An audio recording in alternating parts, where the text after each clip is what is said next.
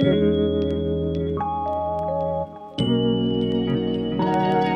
to part 2 of my 2-part speed reviews and product empties. In this video, we're going to be talking about body care and makeup. I have worked through so many makeup products, guys, especially loose face powders. As I mentioned in part 1, while I've been doing my shop my stashes, I realized that there were a lot of face powders that I was like less than half empty. Like they were almost used up, so I'm just kind of working through them so that I can go ahead and move them out of my collection to make room in my powder drawer. Let's talk about the few body care products that I have here first, and then we will jump into the makeup. All right, body wash. I have one. This is the Arm & Hammer Essentials Baking Soda Baby Body Wash and Shampoo. Fragrance-free. I got this from the Dollar Tree. I saw that it was a fragrance-free baby shampoo, so I thought that it might be gentle on my skin. I did like it. It was soothing on my skin, didn't irritate, didn't dry out. I do prefer something that has a little bit of a fragrance to it, but overall, I thought this was a really good body wash, and I would pick it up again. This one I also got from the Dollar Tree. This is part of the Bolero line. This is the After Shower Whipped Body Cream with Chamomile and Honey, 5 fluid ounces.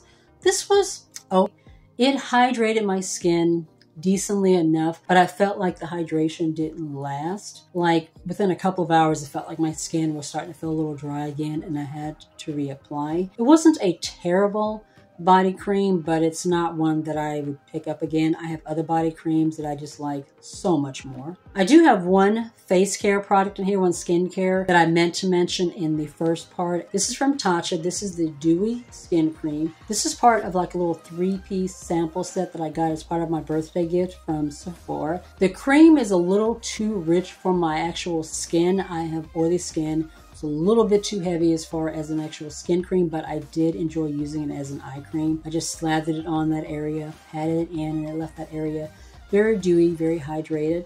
Tatcha, as you guys know, she's a little pricey, so I will not be picking this up in the full size, but as an under eye cream, I did enjoy it. I have a hair care product that I got from Shop Miss A. This is the Scalp Care Hair Mask with peppermint oil. I have the actual hair oil that I'm also using. I really like this.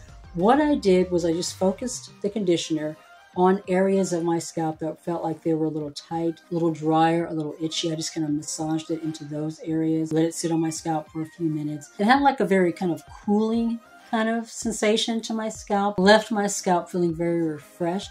This was only $1. I could definitely see myself picking it up again. I am enjoying the hair oil as well. It was a good conditioning hair mask. This one I got in one of my Korean beauty boxes. It was either the Daebak or the No Make No Life. I'm not exactly sure which one. It is from Sodina or Sonida. It is a K-beauty brand. This is the Tropical Green from Mediheal Hand Cream. I did really like this one. I felt like when I first put it on, it was very calming. It was very soothing, but the moisture did not last at all. I felt like within 30 minutes, my skin was already starting to feel dry. And this is not like after hand washing or anything. It was just like, everyday, dryness. I'm not even sure like where you could pick this hand cream up if you wanted to get it again. But it just was not my favorite product, not my favorite formula. I have other hand creams that I just like so much more. And I love K-beauty products. This one was just not it for me. That is it for all of the body care products that I have worked through. Now let's talk about makeup. I have 1, 2, 3, 4, 5 loose setting powders and 1 pressed powder that I have worked through. Obviously not like in the last month. Like I said, these were like half empty or less than half empty, so I just went ahead and quickly worked through them. The first one, this is from the One Size Beauty brand. This is the Patrick Star Beauty brand. I picked this up in the little kind of travel size because I wanted to try it out before I invested in a full size, and I'm glad that I did. This powder I found to be very heavy on my skin. I have seen so many amazing reviews for this. People just raved about how great this powder was. On me, like I said, it just felt very heavy. I felt like it aged me. It was a little too much. I like a powder that's very finely milled, very soft, just disperses right into the skin. I have one here that I've worked through that is actually my second purchase, and I will be picking up again. I will talk about that in just a moment. But yeah, I'm glad that I didn't pick this one up in the full size. This was just too much for my skin. And I have oily skin and I like a little bit of a full coverage. This was just too much. This one is from Believe Beauty. This was actually my second purchase. I will be picking it up again. Of all the face powders that I have bought and purchased and tried since beginning my makeup journey, this one is still my favorite. This one is the Matte Blur Loose Powder in Translucent. This is $5 from Dollar General. It is such a beautifully finely milled powder. It just disperses into the skin so beautifully, blurs the skin. It's a very skin-like natural finish. Doesn't look heavy on the skin at all. Really helps to extend the wear of my makeup throughout the day. Like I said, this is my second time picking this one up and I will pick it up again. This powder is just, this is my favorite powder of life. The next powder that I emptied is from Milani. This is the Make It Last Setting Powder in Translucent Light to Medium. I picked this one up from Burlington. I think I paid like $2.99 for it. Full size, this is like $14 on Milani. I like the powder. It was a good powder, almost as good as the Believe, not quite. And even if I really loved it, I just can't see myself spending like almost $15 on this powder when I can pick this one up for $5, and this one is absolutely amazing. I can literally buy 3 of these for the price of 1 of these. So it just doesn't make any sense.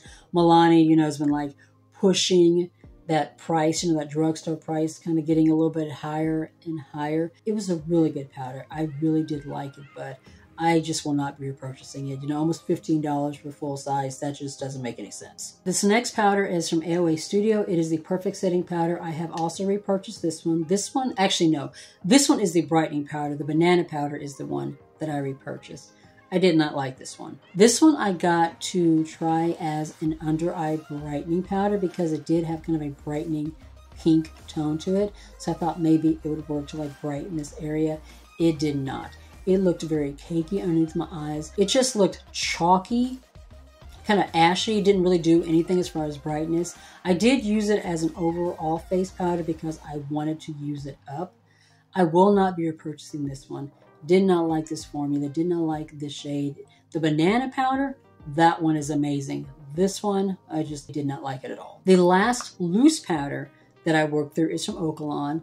This is the banana loose powder. I got this one in a Glow Attic box. Did not like that box. Canceled it after receiving the second box. It was just a terrible box, but this powder was really, really good. Very soft, finely milled, blurring banana powder. I've seen it available on Amazon and a couple of other places. So if you're wanting to try this powder, there are different websites that you can go to pick it up. I liked it. I don't think I'll repurchase it again because, again, I like the Believe Beauty so much and they still have other powders that I'm currently working through, but it was a good powder. This last powder is a pressed powder, and this is from Wet n Wild. It is the Bare Focus Clarifying Finishing Powder. The shade is in light medium. I picked this one up also to try as like a brightening under eye powder. I didn't really like it for that. I felt it to be kind of heavy, but I did use it as a touch-up powder throughout the day. Just kept it in my car and in my makeup bag and just used it to kind of, you know, touch on my face. I do have oily skin. I liked it. It helped to mattify throughout the day. It looked really nice touching up. I don't know if I'll repurchase it because I do have other powders that I'm currently working through, including one from Kiko Milano that I'm really, really enjoying. Very inexpensive powder. I think it was like $3.99, $4.99, something like that. I picked it up from Five Below. It's a good powder. If you're looking for, you know, a good kind of color correcting, you know, press setting powder that you can use to touch up, this is a good one. I emptied 2 primers. This is the NYX Marshmallow Primer. This was really nice. I like this one underneath the Extreme Wear Foundation from CoverGirl. It's a hydrating type primer. It's a little too hydrating for my skin, you know, because I have oily skin.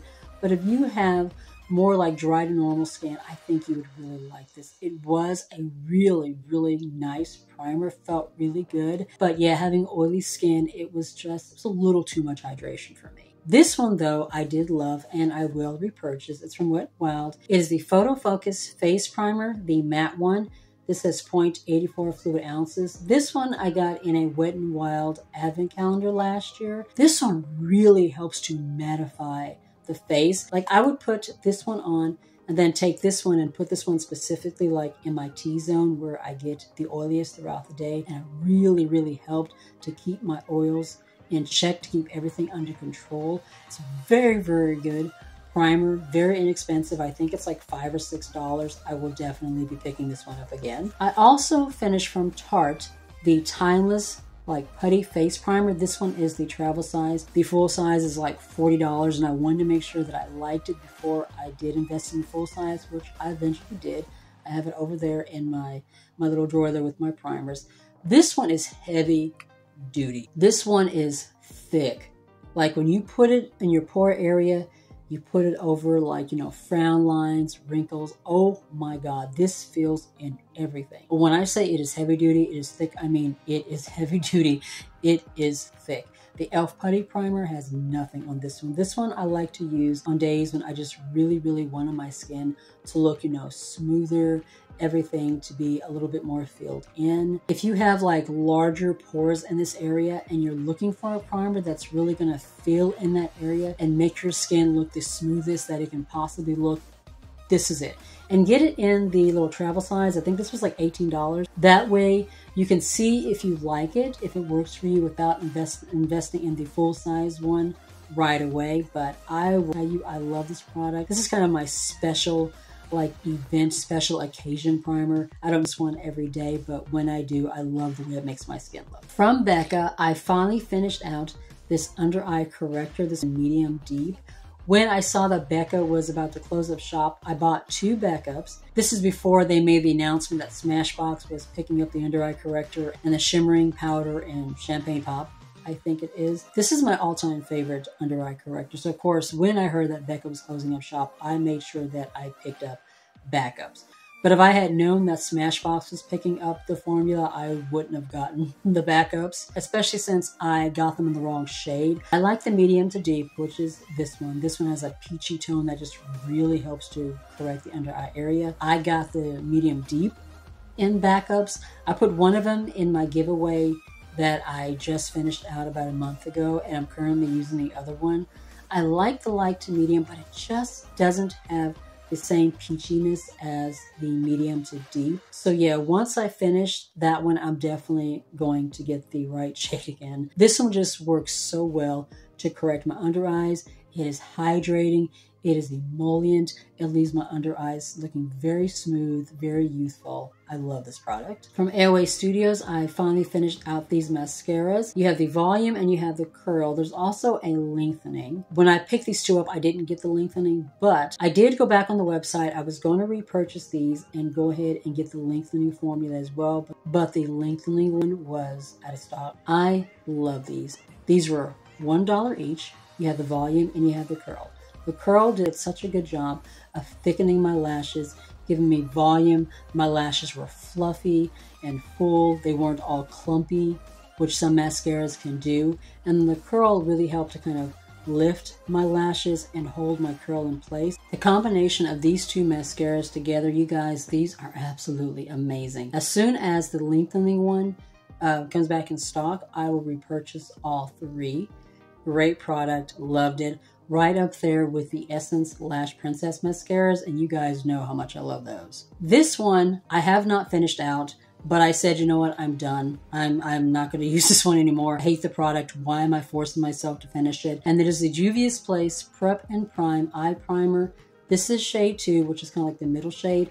I hate this product. It leaves my eyelids feeling very dry. Shadows do not blend well over it, and it doesn't make a difference what shadow formula it is. My most buttery, blendable, just softest eyeshadows don't blend over this. This eyeshadow primer is absolute crap. I love the Juvia's Place I Am Magic Concealer though. I think that one works beautifully as an eyeshadow primer. I have repurchased that one specifically as an eyeshadow primer. When I saw this one, I thought, hey, it's an actual eyeshadow primer from the brand. Maybe I'll like it. I did not. And I've had it in like my project empties to use up. I was over trying to force myself to finish this. It's a terrible product. I don't like it. We're done with it. I have a liner that I finished out and a brow pencil, and then we are done. The liner is from Kimchi Chick Beauty. I don't know exactly what the liner is called, but this one is like one of those little brushes and kind of like the pots. I don't like this. The formula I like. I felt like it went on really nicely. It was very black. It set down. It lasted all day, but this applicator is terrible. It was so difficult to get like a really like nice defined line. I love the product, but the applicator, it just didn't work very well. This one is from Hard Candy. I just wanted to show you guys this one as an example. This one I really, really like. It has a little pot in it, but this one is like a brush tip kind of a pen. This one goes on so smooth. It gives me such a nice line. This one is so much easier to use. I wish this one was like this. If it was, this would be the ultimate product. But yeah, great product. Applicator just was not very good. The last product that I have in this product empties is from Wet n Wild. This is the Brow Excessive Brow Pencil. I have like just a little bit left. I couldn't get the pencil to sharpen anymore, so we have like that much of a stump left. I did like this brow pencil. I felt like it went on very smooth. The shade was in dark brown.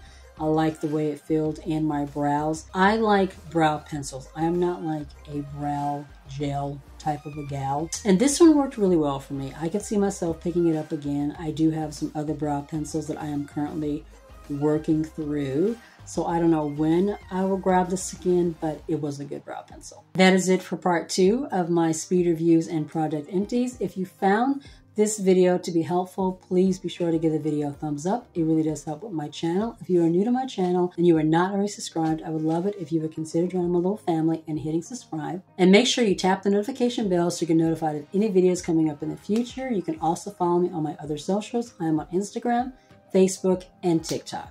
Be safe, take care of yourself, and I'll see you in the next one.